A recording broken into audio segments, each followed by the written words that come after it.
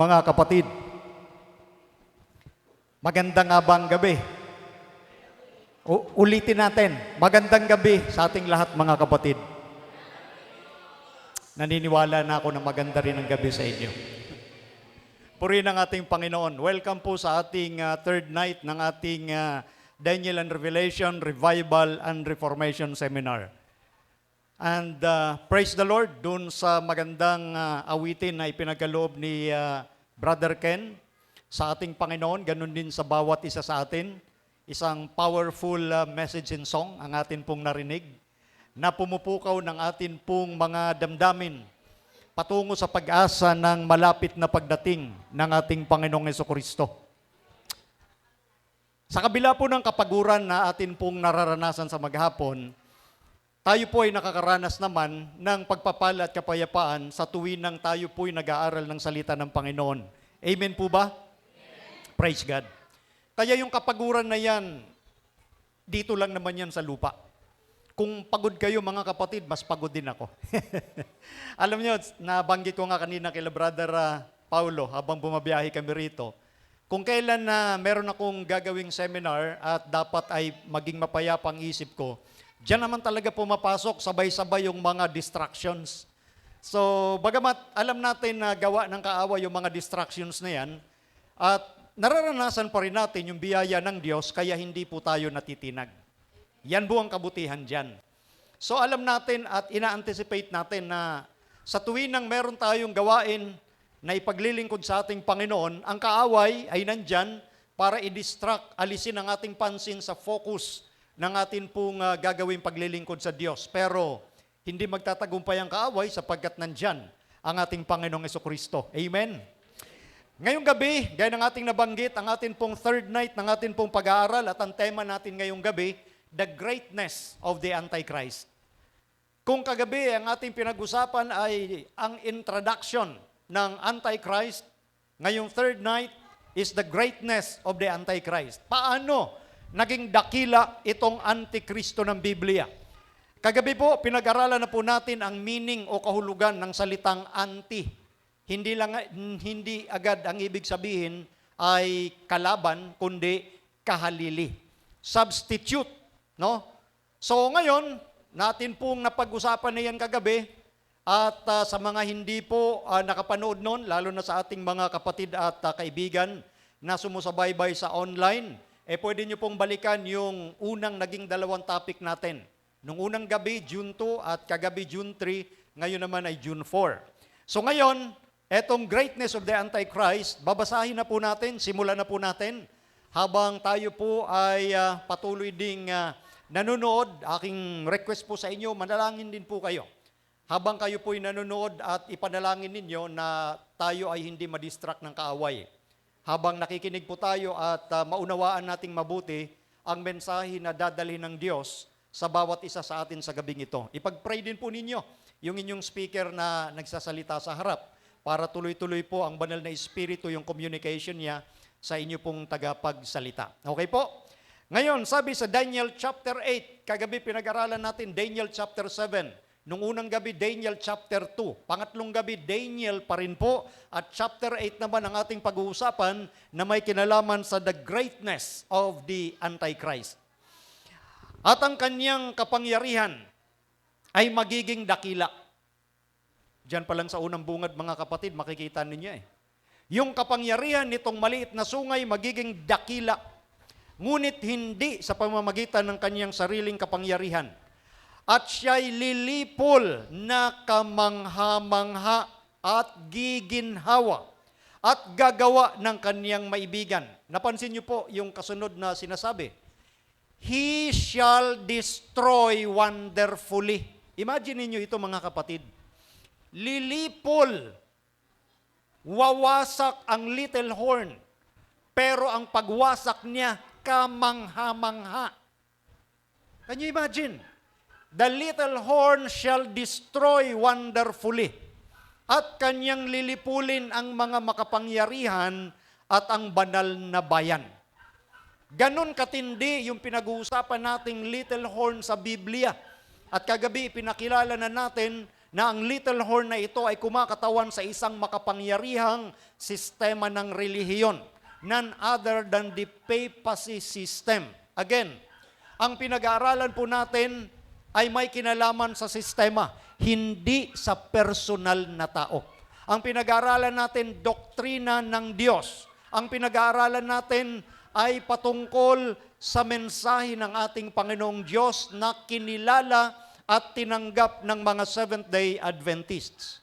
Itong pag-aaral na ito, para doon sa ating mga kaibigan na marahil nanonood online, ay hindi para tumuligsa ng sino man tao, kundi para maghayag ng katotohanan na nalalaman namin na nasa Biblia at ang katuparan na kinaangkupan nga ng sistema ng kapapahan.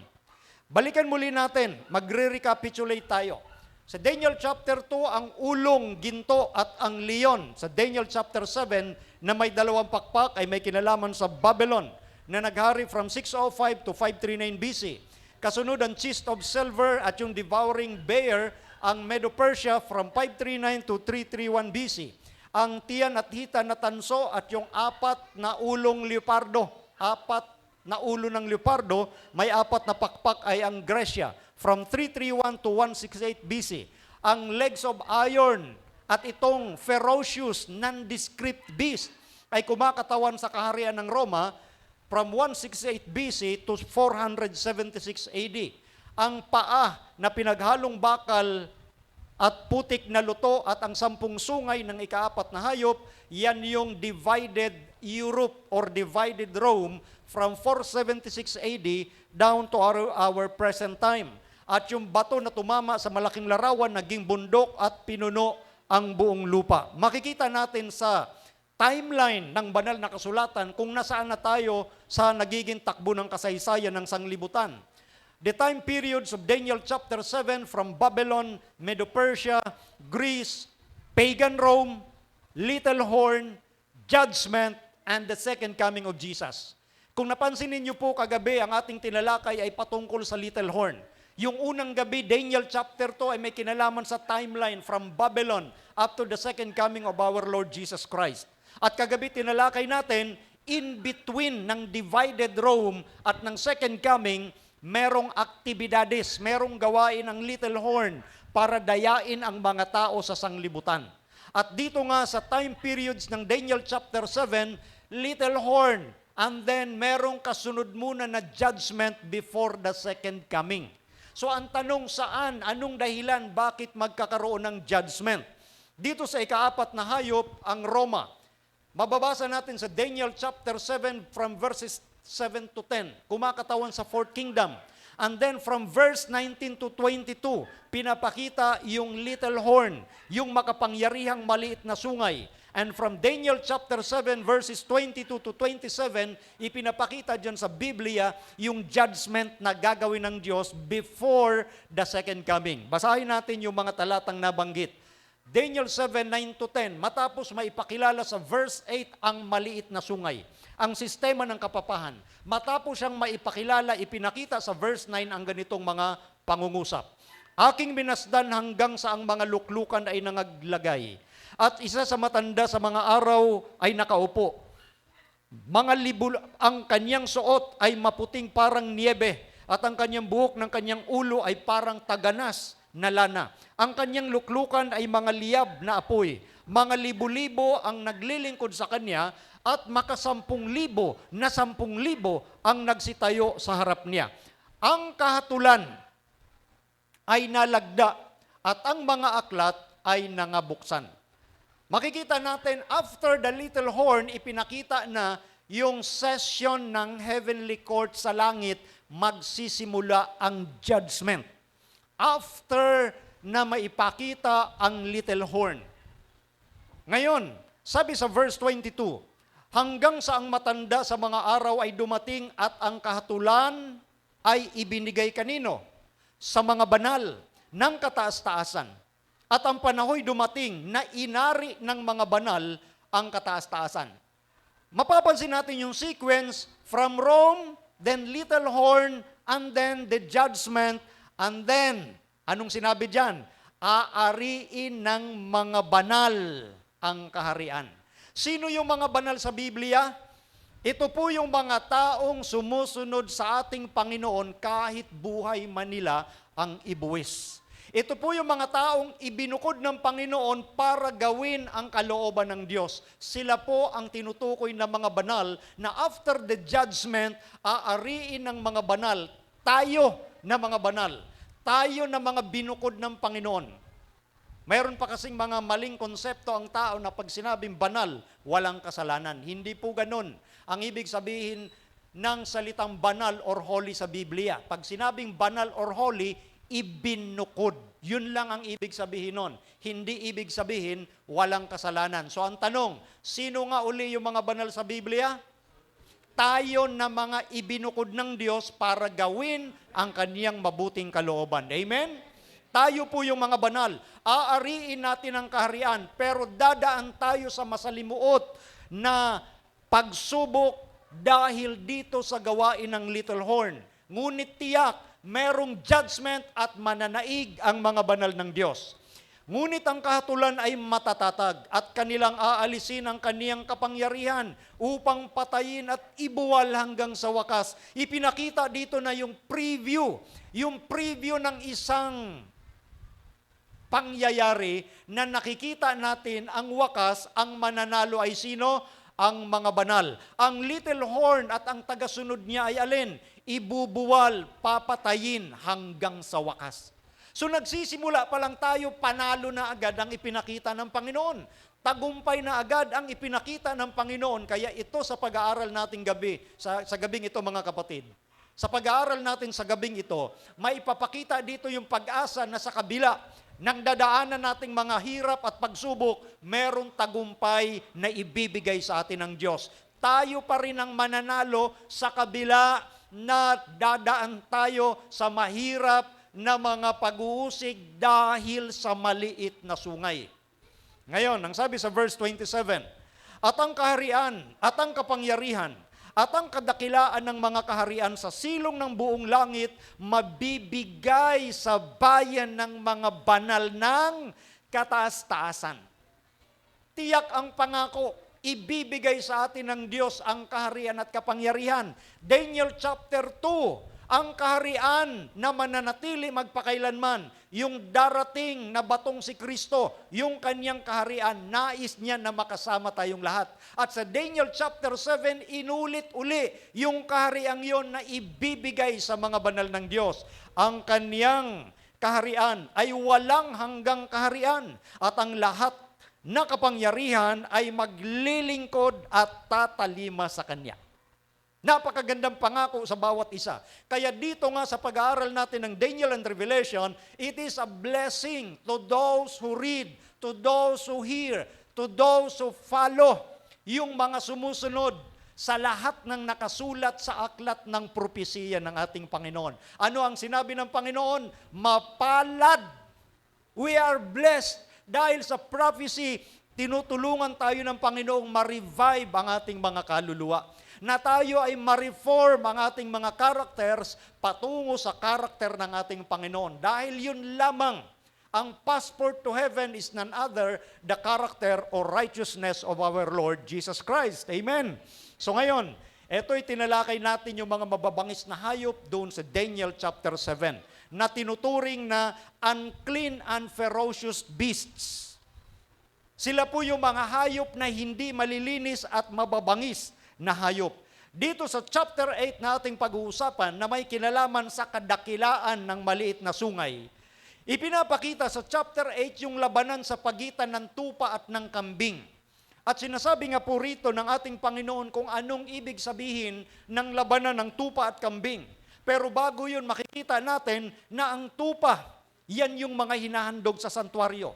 Yung kambing ay kasama sa hinahandog sa santuaryo. So dito sa chapter 8, ibang uri ng hayop ang ipinapakita. Ito yung mga hayop na malilinis. Okay? Sa chapter 7, maruruming hayop. Sa Daniel chapter 8, malilinis na hayop, tupa at kambing. Ngunit sila ay naglalaban, sila ay nag-aaway. At ang sabi ng Panginoon, sa Daniel chapter 8, verse 16, at narinig ko ang tinig ng isang tao sa pagitan ng mga pangpang ng ulay na tumatawag at nagsasabi, Gabriel, ipaaninaw mo sa taong ito ang pangitain. Si Gabriel ay anghel ng Panginoon. Ang Panginoon ang nagsasalita at ang papaliwanagan dito ay walang iba kundi si Daniel kung anong ibig sabihin nung kambing at tupa na naglalaban. At ang sabi sa verse 20 ay ganito, ang lalaking tupa na iyong nakita na may dalawang sungay, ang mga yaon, ang mga hari sa Medo-Persia. So nakita natin sa Daniel chapter 7, ang oso ay kumakatawan sa Medo-Persia. Sa Daniel chapter 8, pinapakita naman yung malinis na tupa ay kumakatawan din sa Medo-Persia. Nakita nyo ang, let the Bible interpret itself. Ang Biblia ang nagpapaliwanag sa kanyang sarili. Ang lalaking tupa ay alin? Medo-Persia. And next, ang sabi rito ay ganito, at ang may magaspang na balahibo na lalaking kambing ay siyang hari sa Gresya. At ang malaking sungay na nasa pagitan ng kanyang mga mata ay siyang unang hari. Historically speaking, nangyari ito to the letter. Yung hari ng Gresya, yung unang hari ay walang iba kundi si Alexander the Great. Okay? At ang sabi rito, yung malaking sungay na nasa pagitan ng kanyang mga mata, siya nga yung unang hari, si Alexander the Great.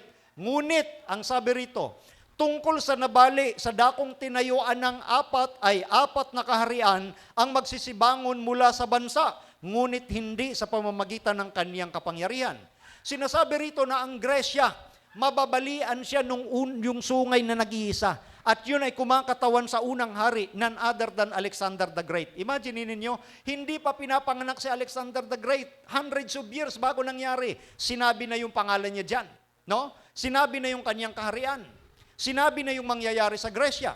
At yung apat, matapos mamatay si Alexander the Great, yung apat na kaharian, sila po yung apat na general na naghati-hati ng bansang Gresya matapos mamatay si Alexander the Great. At yan ay natupad kay General Cassander, kay General Lysimachus, kay General Ptolemy, kay General Seleucus. Sila yung apat na general ni Alexander the Great na naghati-hati ng kaharian ng Gresya matapos mamatay si Alexander the Great. Yan yung pinaliwanag ngayon kay Daniel, pero sa future pa mangyayari sa panahon ni Daniel. At siyempre sa panahon natin ngayon, history na yon, nangyari na ayon sa letra na sinasabi ng Biblia. At tuloy natin ang pagbasa. Ayan ho. Yan. Yan yung mga katunayan ng pagkakawatak-watak ng Gresya. So yung tupa, Medo-Persia, yung kambing, Gresya, at tinalo nga nung kambing ang tupa. Ganun din sa nangyari sa kasaysayan, maliwanag, obvious, tinalo ni Alexander the Great ang Medo-Persia. Hindi yan yung ating punto na pag-uusapan. Gaya ng ating tema, papasok tayo sa the greatness of the little horn. Pagkatapos ng Gresya, maliwanag sa Daniel chapter 2, after Greece, kasunod ang Roma. At dito ngayon papasok ang maliit na sungay in verse 9. At mula sa isa sa mga yaon ay lumitaw ang isang maliit na sungay na dumakilang totoo. Ito na yung greatness of the little horn. After the Empire of Greece, ang kasunod ay imperyo ng Roma. Ngunit, nasaan ang Roma? Bakit ipinakita kaagad ang little horn? Ito ang context ng chapter 8, mga kapatid. The different manifestation of Rome. Yung ibang kahayagan ng Roma. Dahil sa chapter 8, from pagan Rome to papal Rome ang ipinapakita dito. The papal Rome ang ipinakita sa Daniel chapter 8. Na ang atake nitong little horn or system ng kapapahan, tandaan natin, may dalawang bahagdan ang Roma. Political Rome and papal Rome. Political and religion Rome. Political and ecclesiastical Rome. Yan ang dalawang mukha ng Roma. Nakita natin sa Daniel chapter 7 kung paanong tumubo yung 10 sungay na kumakatawan sa 10 divided kingdoms within Rome. And after, ayon sa Daniel chapter 7, after na ma-establish yung 10 kaharian, sumunod na bumangon yung maliit na sungay. Bumangon mula sa mga kasamahan nila. Meaning sa Roma bumangon ang maliit na sungay. tinalakay natin kagabi, yung specifications ng little horn. Ngayon naman, dito sa Daniel chapter 8, hindi na ipinakita yung Roma. Ang ipinakita kaagad ay ang ikalawang bahagdan ng Roma, which is the Papal Rome. And the Papal Rome, sa context ng Daniel chapter 8, ang laban niya is attacks upward into heaven. Unang pinakita muna yung labanan ng Medo-Persia at ng Grisya. Yung labanan nila ay horizontal battle. Labanan panlupa, horizontal. And then pumasok yung Daniel, yung little horn. Sa Daniel chapter 8 verse 9, ang laban naman niya, vertical battle. Upward into heaven. Basahin natin yung verse 10. Pansinin niyo po yung kadakilaan nitong maliit na sungay. At lumaking mainam hanggang sa hukbo sa langit. Napansin niyo po yung direksyon ng laban? Wax exceedingly great, upward into heaven. Kung ang labanan ng Medo-Persia at Gresya dito lang panglupa, ang laban na dala-dala ng little horn is upward to heaven. Hanggang sa hukbo sa langit. At ang ilan sa hukbo at sa mga bituin ay iniwaksi sa lupa at mga niyapakan yaon. Ano ang ginawa ng little horn? Maliban sa laban niya sa langit, iwinaksi yung mga bituin. Yung mga bituin na sinasabi sa Biblia, yung mga masunurin sa Panginoon, yung nagliliwanag, mga lingkod, mga banal ng Panginoon, niyurakan, niyapakan. Kagaya ng pinag-aralan natin kagabi, 50 million martyrs ang pinapatay dahil hindi sila sumusunod sa Papal Rome during the Dark Ages. At ang sabi pa sa verse 11, oo, nagmalaki hanggang sa prinsipe ng hukbo, at inalis niya sa kanya ang palaging handog na susunugin, at ang dako ng kanyang santuaryo ay ibinagsak. Isa-isahin natin ito mga kapatid, yung napakatinding laban na ginawa ng little horn sa langit. Ang sabi rito yung laban niya hanggang sa Prince of Hosts, prinsipe ng mga hukbo. Mga kapatid, sino yung prinsipe ng mga hukbo sa Biblia? It is none other than our Lord Jesus Christ. So ang laban ng little horn hanggang kay Hesus Kristo mismo. At ipapakita natin yan maya-maya. At ang sabi pa rito, inalis ng little horn yung palaging handog. Ano ang naalala nyo pag pinag-uusapan yung palaging handog?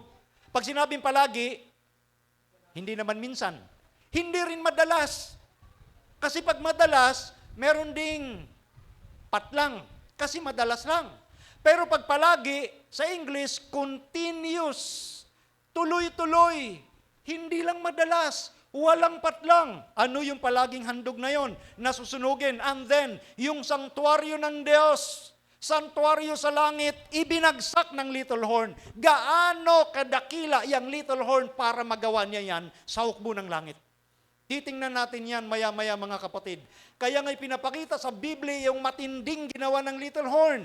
At ang sabi sa verse 12, at ang hukbo ay nabigay sa kanya, nakasama ng palaging handog, na susunugin dahil sa pagsalangsang. At kaniyang iniwaksi ang katotohanan sa lupa at gumawa ng kaniyang maibigan at guminhawa. Imagine niyo mga kapatid, pati yung katotohanan ng langit, anong ginawa niya?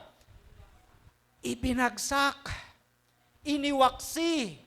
At itong little horn gumawa ng bawat maibigan niya. At anong nangyari? Gumiginhawa siya. Imagine niyo yan. Nilabanan niya yung langit, nilabanan niya si Kristo, nilabanan niya yung palaging handog, nilabanan niya yung sanktuaryo, ibinagsak niya yung katotohanan ng Diyos sa lupa, pero guminhawa pa siya. Marami pang naniwala sa kanya. Puntahan natin ang Exodus para masagot natin yung ano yung palaging handog. Exodus 29:38. Ito nga ang iyong ihahandog sa ibabaw ng dambana, 2 kordero ng unang taon, araw-araw na palagi.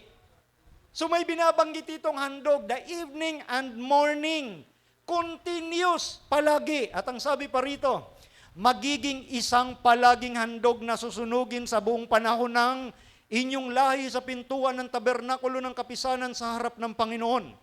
So binabanggit sa Old Testament yung palaging handog, evening and morning na sacrifice. And sa New Testament, Hebrews 7:24, datapwat siya sapagkat namamalagi.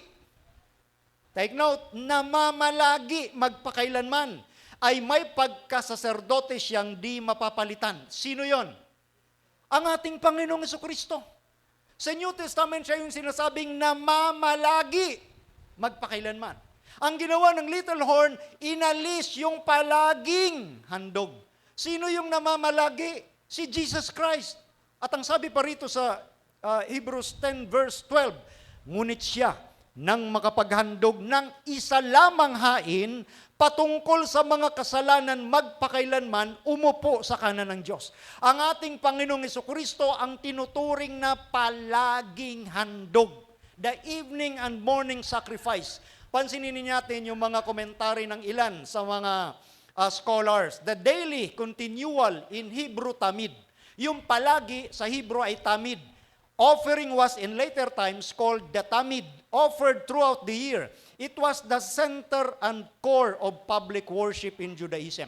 Yung palagi pala na yun, yung tamid pala na yun, yun ang sentro ng pagsamba ng mga Hudyo. At ang sabi pa sa isang komentary, yung tamid or palagi, foundation of the whole sacrificial system.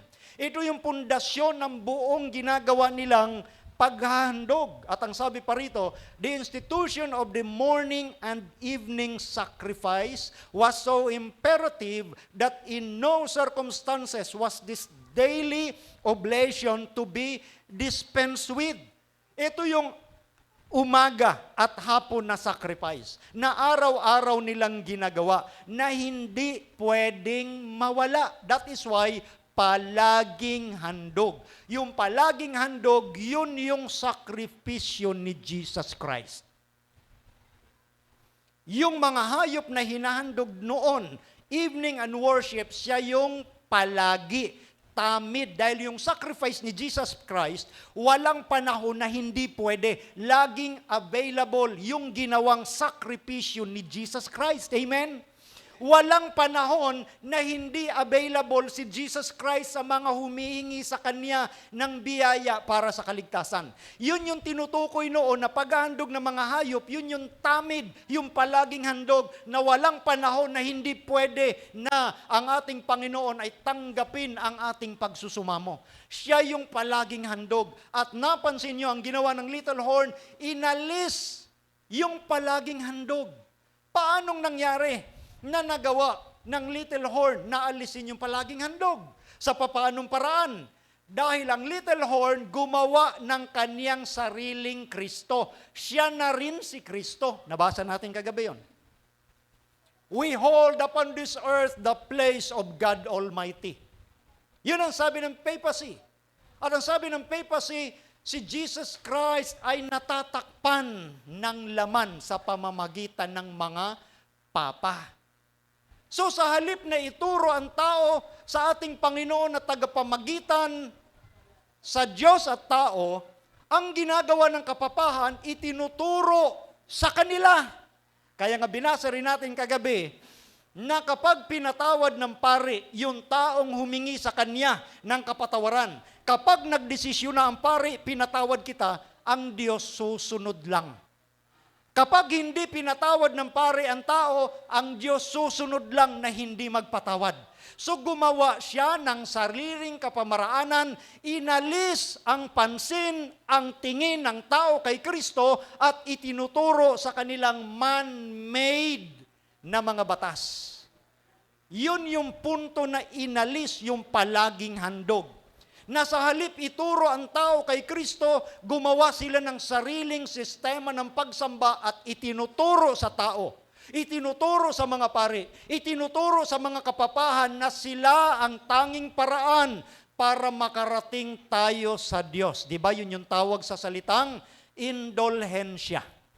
Binabayaran yung kaligtasan daw ng mga namatay na mahal sa buhay. Gusto nyo bang ipanalangin namin mula sa purgatorio? Mula sa purgatorio, yung namatay ninyo sa buhay, mga mahal nyo sa buhay na namatay, magbayad kayo. Yun ang tawag doon, indulhensya.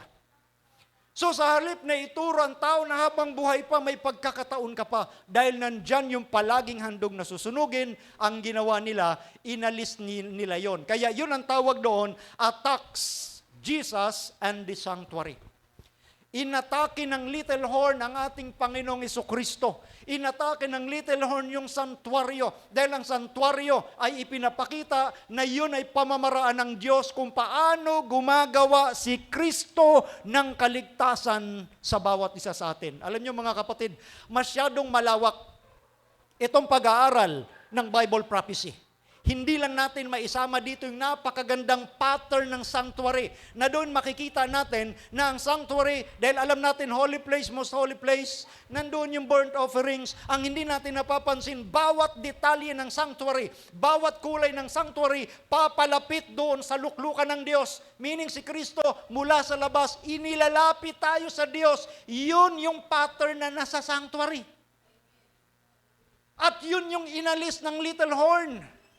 Dahil ang mga tao ngayon pinapakita ang gandang simbahan, maganda yung mga seremonya, maganda yung pananamit, kami ang maglalapit sa inyo kay Kristo. Inalis yung palaging handog na susunugin. Na dapat ang tao ay nakatuon lamang kay Kristo. Truth and sanctuary to the ground. Doon yung sinasabi sa binasa nating talata, na ibinagsak niya ng little horn ang katotohanan at ang sanctuaryo sa lupa. Ang sabi sa awit 77, verse 13, ang daan ng Diyos, ang iyong daan, O Diyos, ay nasa santuario. The way of salvation of the Lord is in the sanctuary. Kaya napakaganda mga kapatid, kung matalakay natin at maintindihan nating lahat, yung kabutihan ng Diyos at ang kagandahan ng Diyos kung paano siya gumagawa sa santuario. Pero ang ginawa ng little horn, inalis niya yung katotohanan yon sa paningin ng mga tao. Truth and sanctuary, ibinagsak niya sa lupa. Kaya ang context ng Daniel chapter 8, kung bakit ginamit yung malilinis na hayop na sumisimbolo doon sa Medo-Persia, at doon sa Gresya, bakit tupa at kambing? Dahil ang issue ng chapter 8 is all about the sanctuary. It is the spiritual battle. That's why ang laban ng little horn upward into heaven. Laban niya sa ating Panginoong Jesucristo. This is a spiritual battle na dapat mabuksan ang mga mata ng tao sa labanang nagaganap. The little horn center of attack makes war with God's Son. Siya ay nakikipagdigma sa anak ng Diyos, sa ating Panginoong Jesucristo. Inaangkin niya yung lugar ni Kristo, kaya yun ang ibig sabihin ng vicarious filidae, instead of the Son of God. Sa halip na anak ng Diyos, vicarious filidae. They are the vicar of Christ on this earth. Yun yung inaangkin nila. Therefore, ang atake nila ay sa ating Panginoong Jesucristo. Number 2, attacks God's people. 50 million martyrs, maliban sa mga martyrs na yon, sa iba pang mga panahon, before the Dark Ages, yung mga martyr ng Diyos ay pinagpapapatay. Attacks God's people. Number 3, it makes war with God's truth. Inalis niya, nilabanan niya, binagsak niya sa lupa yung mga kautusan, yung katotohanan ng Diyos. For example, ang Sabbath. Halimbawa, yung mga ribulto, siya ay gumawa ng sarili niyang batas. Ganon niya nilabanan ang ating Panginoon. Number 4, makes war with God's sanctuary. Maging yung santuaryo ng Diyos, inatake niya. Bakit? The goal of Satan is to obscure the mind. Yung layunin ni Satanas ay labuin ang pag-iisip ng mga tao. At nagtatagumpay si Satanas na labuin ang pag-iisip ng tao. Nagtagumpay si Satanas na mangibabaw yung salita ng tao kaysa sa salita ng Diyos. They obscure the place of Jesus. Nilabo nila yung lugar, yung paraan ng pagliligtas ng ating Panginoon. Inangkin ng little horn yung pagiging pari. Kinuha nila yung lugar ni Kristo. Ang pari ng Biblia ay walang iba kundi ang ating Panginoong Jesucristo. Inangkin din ng kapapahan. Ang propeta ng Biblia ay ang ating Panginoong Jesucristo. Inangkin din ng kapapahan. Pag sinabing prophet, sila po yung tagapagsalita ng ating Panginoon. So kinuha ng kapapahan yung lugar bilang tagapagsalita ni Kristo. Inangkin ito ng kapapahan. Ang hari ng Biblia, Hari ng mga hari at Panginoon ng mga Panginoon, ang ating Panginoong Jesucristo. Pero inangkin din ng kapapahan, ng little horn, na sila din ay hari. So yung pagiging prophet, pagiging priest, pagiging king, kinuha ng sistema ng maliit na sungay. Maging ang little horn, inangkin din ng maliit na sungay, gumawa siya ng sariling santuaryo. Therefore, the little horn making war with the real Jesus. Siya ay nakikipagdigma sa totoong Jesus ng Biblia. Kaya noon pa nagbabala ang ating Panginoong Jesucristo, mag-ingat kayo sa mga nagsasabing ako ang Kristo, ililigaw ang marami. Sabi rin ng apostol na si Pablo, mag-ingat kayo sa ibang Jesus na paririto sa lupa. Napakaraming nag-aangkin sa lugar ni Kristo. Dahil ang layunin ni Satan is to obscure, labuin ang pag-iisip ng tao. Dahil kapag nalabo niya ang pag-iisip ng tao, doon makukuha niya ang loyalty ng tao. The blasphemous words of the little horn call to session the heavenly court. Dahil dito sa tinatawag na mga pamumusong na ginagawa ng little horn, dito ngayon nagsimula ng panawagan ng kahatulan dito po sa heavenly court. The persecution of God's people calls to session the heavenly court. Kaya kung mapapansin nyo sa Daniel chapter 8 at mamaya babasahin natin, yung isang banal hindi nakatiis dahil sa kanyang nakitang kalapastanganan na ginagawa ng little horn. Kaya nagtanong siya, hanggang kailan? Hanggang kailan? Etong ginagawang kalapastanganan ng maliit na sungay mananatili. And then, naalala nyo yung sagot sa verse 14. Unto 2,300 days, and then the sanctuary shall be cleansed. Napansin niyo po yung context na yun, mga kapatid, dahil sa spiritual na labanan. Sa Daniel chapter 8 ng little horn against heaven, the court in heaven calls to a session. Ang tindi ng little horn. Umabot hanggang sa langit yung kanyang kalapastanganan. Kaya nanawagan ng heavenly session. The court in heavenly session. Ngayon, sa ating panahong 21st century, tingnan natin kung gaano yung greatness nitong little horn. Katulad po nitong ating ipapakita. First time in the history na ang sistema ng kapapahan ay imbitahan sa joint session ng Congress ng Amerika. Can you imagine, mga kapatid? First time in the history, ito po yung naganap noong 2015. Joint session ng Congress, meaning Senate and lower Congress, the House of Representatives. Andyan ay nag-lecture ang sistema ng kapapahan regarding sa climate crisis to promote climate agenda. Makikita niyo yung pagtanggap sa kanya ng most powerful nation in the Bible. Anyway, sa pang-anim na gabi, tatalakayin natin yan. Yung may kinalaman sa bagay na yan. Pero dito, ipinapakita natin kung gaano yung greatness hanggang sa dulo ng ating panahon, kung gaano kadakila sa paningin ng mga taga-sanglibutan, etong little horn power. Isipin nyo yan. Joint session ng Congress. Hinahangaan siya at pinapalakpakan ng pinakamakapangyarihang bansa sa buong mundo. At ang Pope ay nanawagan din ng may kinalaman sa legitimate redistribution of wealth to the poor. Pope advises United Nations on economics. Paanong nangyari yan? Nang isang leader ng relihiyon ay magbibigay ka ng advice sa mga magagaling sa ekonomiya, mga ekonomista ng buong mundo, i-advise mo regarding sa legitimate redistribution of wealth to the poor. Yung lehitimo daw na pamumudmod ng kayamanan sa mga mahirap. And he is meeting at the Vatican with the world leaders of the United Nations and giving them economic mandates. Siya ay nagbibigay ng mandato na may kinalaman sa ekonomiya. Ganito katindi yung paghanga sa kanya. Hindi lang ng mga political leaders, maging sa economics, sa academics, lahat-lahat na. So makikita natin yung sinabi noon pa ng Daniel chapter 8 na siya'y dumakilang totoo. The greatness of the little horn. At alam nyo ba, mga kapatid, kung anong ibig sabihin dito sa legitimate redistribution of wealth to the poor? This is the doctrine of the papacy na may kinalaman sa rerum novarum. Ano yung Rerum Novarum, Brother Melvin? Ang Rerum Novarum ay binuo pa ni Pope Leo XIII noong late part ng 19th century. Ano nga ang ibig sabihin ng Rerum Novarum? Ang ibig sabihin ng Rerum Novarum, lahat ng private property ay maging pagmamay-ari ng common. Meaning, mawawala ang private property at ipamimigay sa lahat, sa bawat individual. Yan yung Rerum Novarum. Sinong mangangasiwa? Ang gobyerno. Basahin niyo po ang Rerum Novarum.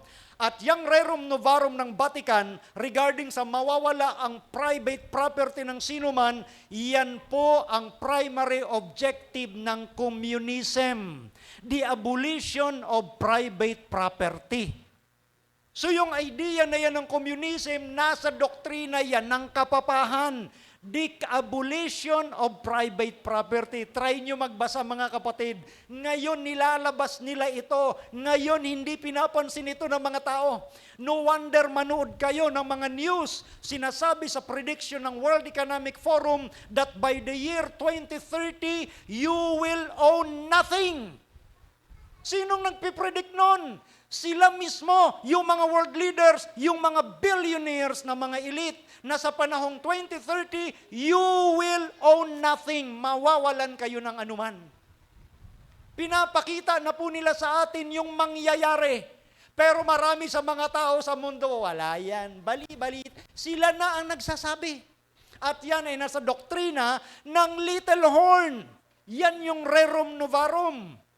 That's why yung langit mismo ay nagkaroon ng session.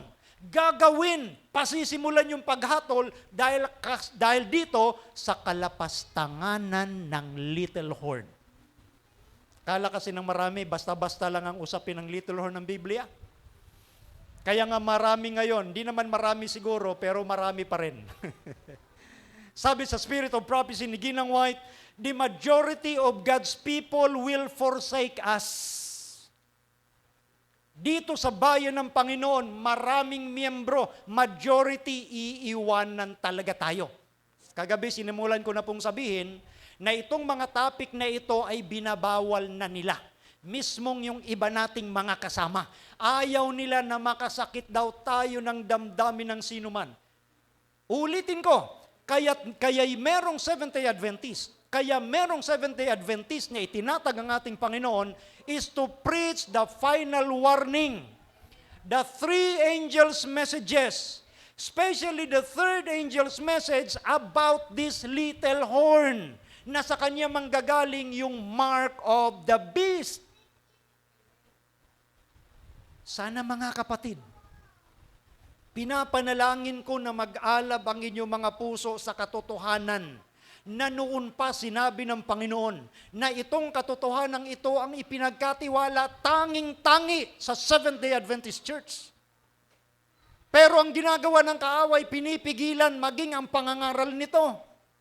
Kaya nga nakaakda, mga kapatid, na malapit nang tumigil yung pangangaral regarding sa bagay na ito. Matagal nang nag-warning si Pope Francis regarding sa mga ganitong uri ng pangangaral. Dahil malalaman ng mga tao kung sino ang little horn na ginagamit ng kaaway. Sinasabi rin dito ni Pope Francis na kapag nangangaral ka, ayan, ginagawa mong disipulo ang mga tao palapit kay Jesus. They're not a disciple of Jesus if they try to convert non-believers. Kapag nangangaral daw tayo at i-convert yung hindi mananampalataya, hindi ka alagad ni Kristo. Si Pope Francis ang may sabi niyan. Sa madaling salita, huwag tayong mangaral at hikayatin ang mga tao palapit kay Jesus. Maliwanag yan, mga kapatid. Kaya nga ang laban niya ay sa ating Panginoong Hesus. Ayaw ipangaral ang ating Panginoong Hesus. Ang kanya, basta kung saan sila nandoon, doon lang sila. Ayaw niya yun. Ngayon, sinasabi rin ni Pope Francis na ang evolution at Big Bang Theory, tunay yan.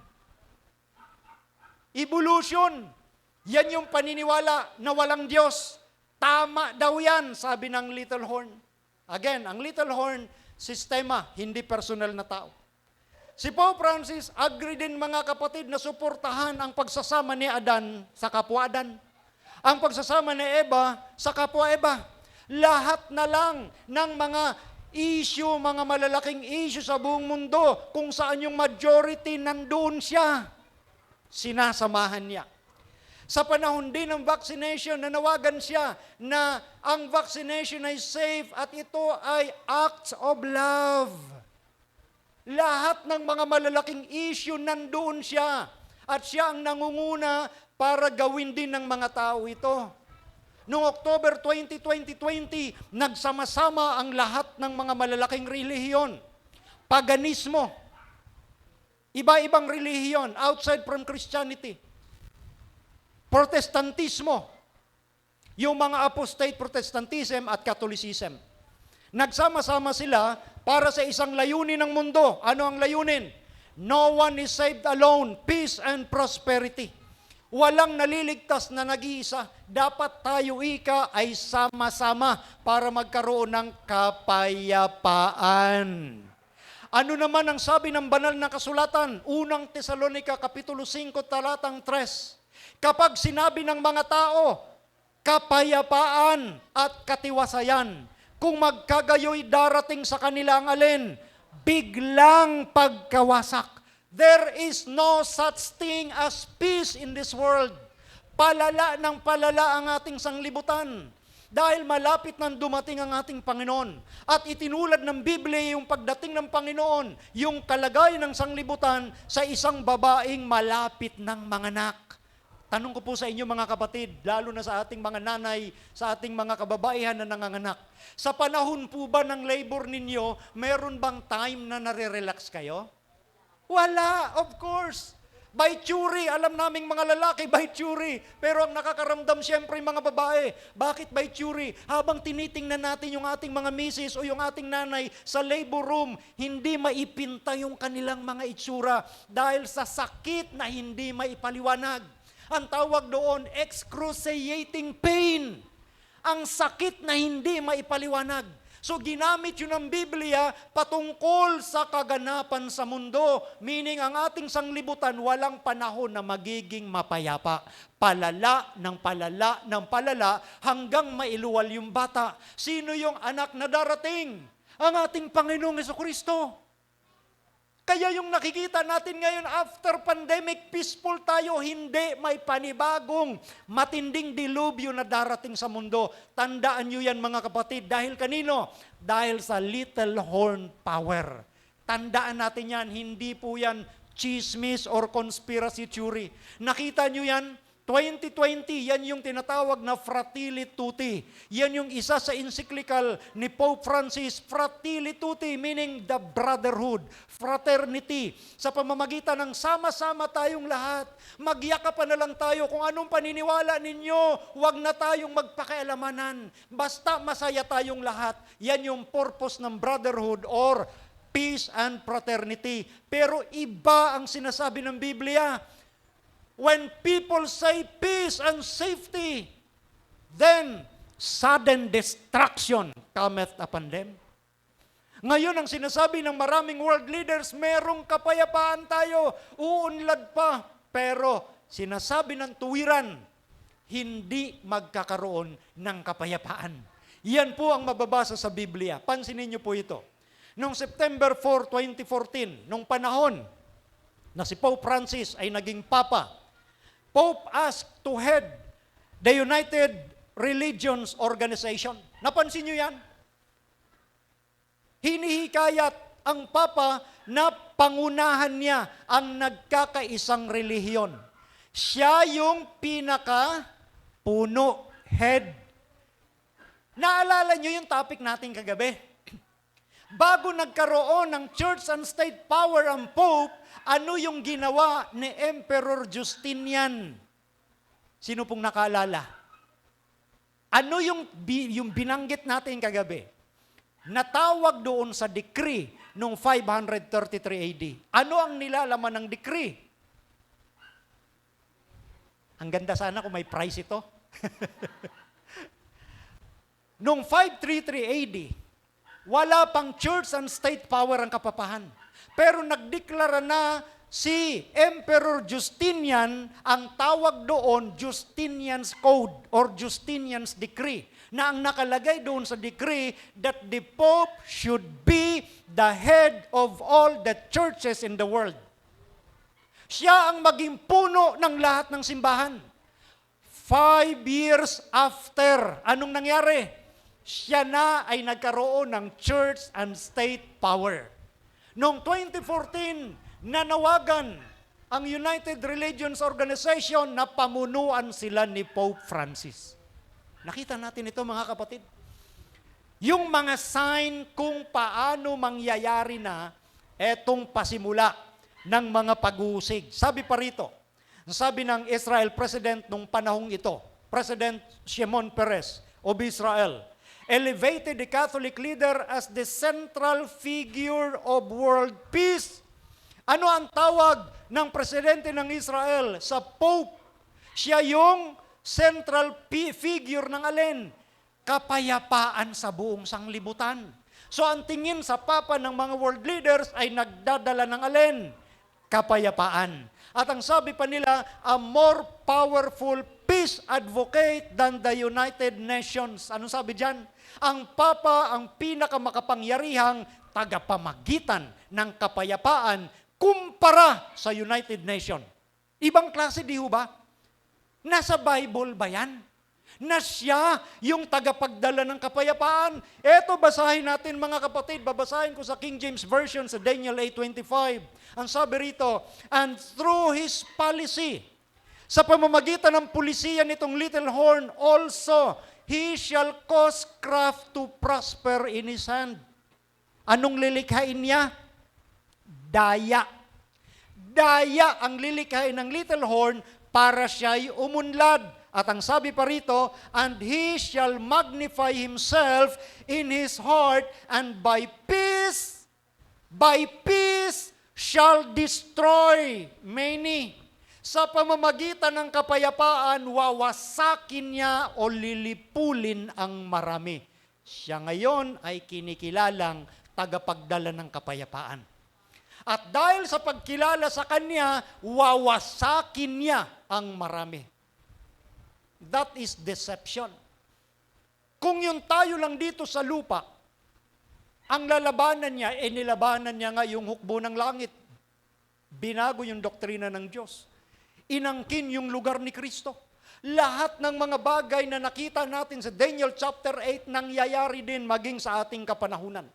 Na siya ang kinikilala ngayong tagapaggabay ng maraming bansa sa buong mundo. Sa huling gabi o sa huling araw ng ating tema, ipapakita po natin yung isang isipan ng buong mundo na nakasentro sa Kanya. Upang tayo'y kumilos na mga kapatid habang may panahon pa na ipangaral ang evanghelyong ito, ang babala ng 3 angels messages bago dumating ang ating Panginoong Jesucristo. Kaya dahil sa mga ganitong bagay, balikan natin yung sinasabi sa Daniel chapter 8 verse 13, hindi makatiis yung isang banal. Nang magkagayoy narinig ko ang isang banal na nagsalita, at ibang banal ay nagsabi sa isang yaon na nagsalita, hanggang kailan magtatagal ang pangitain tungkol sa palaging handog na susunugin at ang pagsalangsang na sumisira upang magbigay ng santuaryo at ng hukbo upang mayapakan ng paa. Napansin niyo yung concern? Yung bigat ng damdamin nung nagtatanong hanggang kailan? Hanggang kailan mangyayari itong pagyurak ng maliit na sungay? Itong tinatawag na abomination of desolation o ang pagsalangsang na sumisira. Naalala niyo yung sabi ng ating Panginoong Jesucristo?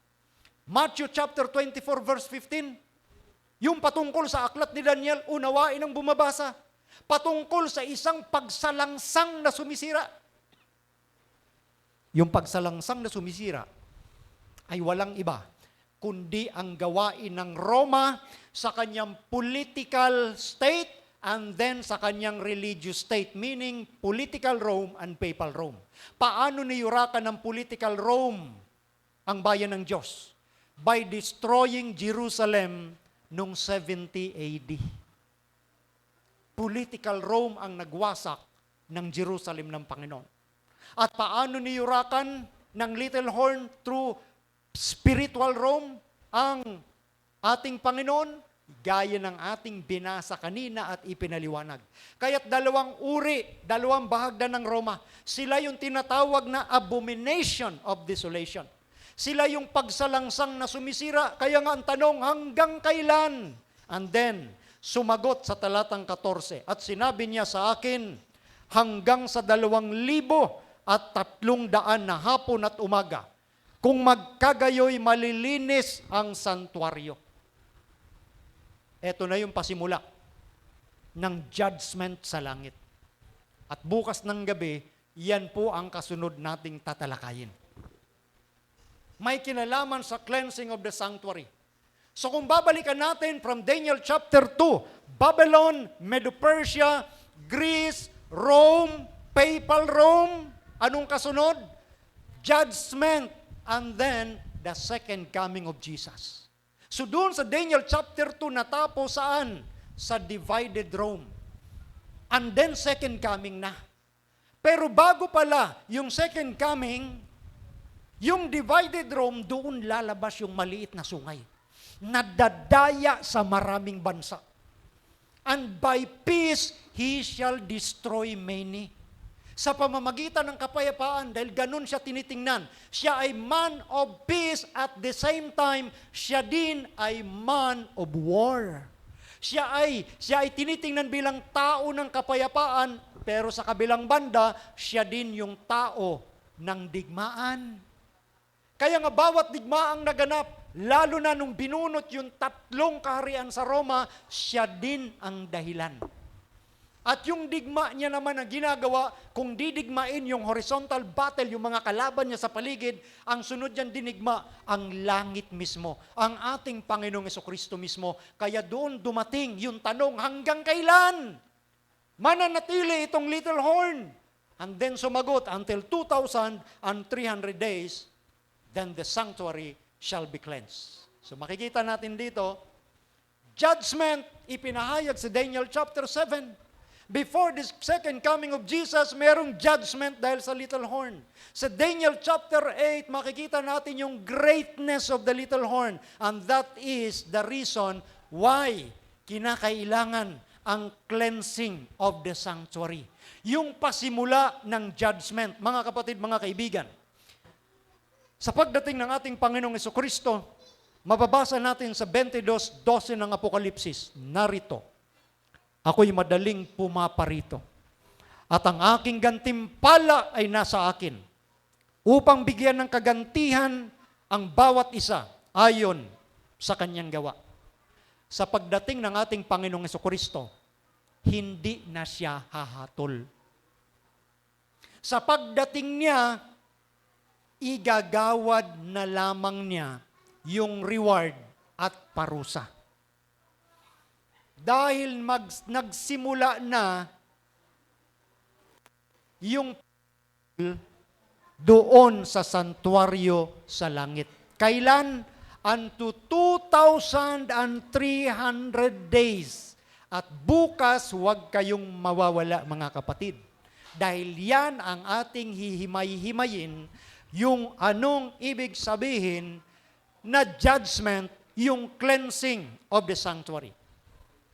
Pero kahit narinig natin yung salitang judgment, na for example, merong summon na dumating sa inyo mula sa isang local court. Halimbawa, pinatawag kayo ng korte, mga kapatid, dito sa lupa. Anong mararamdaman nyo? Anong mararamdaman nyo? Takot. Natural, naku, bakit ako pinapatawag ng hukom? Matatakot ka. Pero itong pinag-uusapan nating judgment sa Biblia, ito po'y mabuting balita. Bakit mabuting balita? Kasi the good news of judgment is that it is in favor with the saints. Ang mabuting balita ng paghatol ng Diyos dahil ito'y pabor para sa atin. Dahil ang judgment na gagawin ng Diyos ay i-vindicate po tayo. Pawawalan tayo. Hindi tayo aariing may sala. Bakit? Bakit hindi tayo aariing may sala ng Diyos? Bakit? Dahil tayo'y sumampalataya sa ating Panginoong Jesucristo. Amen? Ayon sa Roma Kapitulo 8, talatang 1, there is now no condemnation for those who love Jesus Christ. Wala nang anumang paghatol sa mga tao na nakay Kristo Jesus. Paano mo nasabing walang paghatol? Di ba bawat isa sa atin tatayo sa harapan ng hukuman ni Kristo? Yes, tayong lahat ay nakatayo sa harapan ng hukuman ni Kristo. Pero kapag iniibig mo si Kristo, hindi ka na niya hahatulan. I-vindicate ka ng Panginoon. That's why ang judgment na ginagawa sa langit sa 2,300 days ay para doon sa sumunod sa kagustuhan ng kaaway ng Diyos na si Satanas at sumunod doon sa kapangyarihan o sistema na ginamit ni Satanas. Walang iba kundi ang little horn power. But the judgment is in favor with the saints.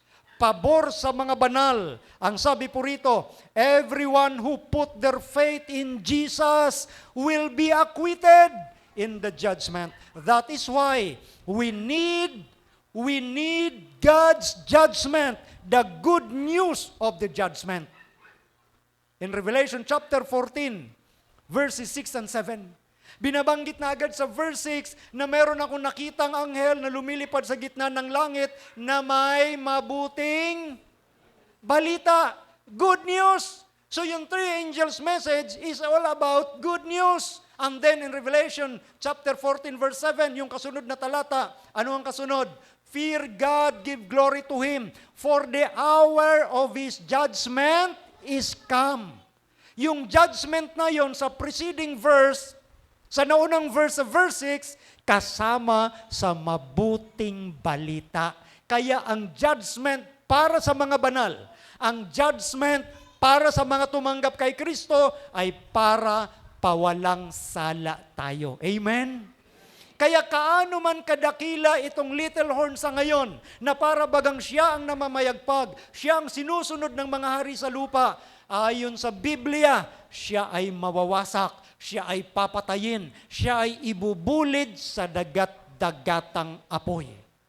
So pinakita na sa atin ng Diyos ang victory. Ipinapakita niya kung paano tayo maging matagumpay. So sa narinig natin ngayong gabi mga kapatid, harinawa, gaya ng patuloy na dalangin ko, mag-alab sa ating mga puso ang salita ng katotohanan ng ating narinig. At ito'y dumaloy sa bawat miyembro ng ating pamilya upang tayo'y maging handa. Anumang pag-uusig na darating, alam natin, ang Panginoong Hesus hinding-hindi niya tayo iiwanan. Dahil may pangako siya, ang kaharian ay ibibigay ko sa aking mga banal, sa mga taong lubusang nagtiwala sa akin. Kaya't kahit anuman ang mangyari sa atin, mga kapatid, mga kaibigan, ang Panginoon, hindi niya tayo pababayaan. He is ready, always ready to acquit us kung ninanais natin na magtagumpay, hingin natin ang kapangyarihan ng banal na Espiritu na patuloy na bumago sa ating puso't isipan, na patuloy na bumago sa ating mga karakter upang sa pagdating niya, hindi tayo masumpungan na may dungis at may kapintasan. Ang ganda ng salita ng Diyos. Makikita natin yung contrast kung sino yung sa kaaway, malilipol sila, pero sino sa Panginoon na may pag-ibig sa Panginoon, gagawin niya yung pangangaral at pagsishare ng mabuting balita, yung three angels messages, etong gospel ng ating Panginoon sa bawat isa para mahanda ang bawat isa sa pagdating ng Panginoon at sila'y makakatayo sa harapan ng luklukan na pinasimulan ng gawin. Kailan? Bukas ng gabi. Malalaman natin yan. Okay? So pagpalain tayong lahat sa gabing ito, mga kapatid.